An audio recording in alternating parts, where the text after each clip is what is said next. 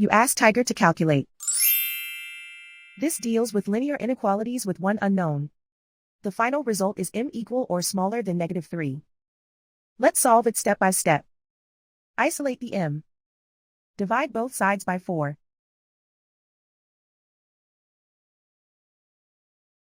Simplify the fraction.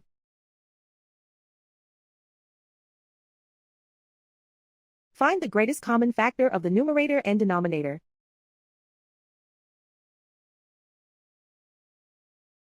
Factor out and cancel the greatest common factor.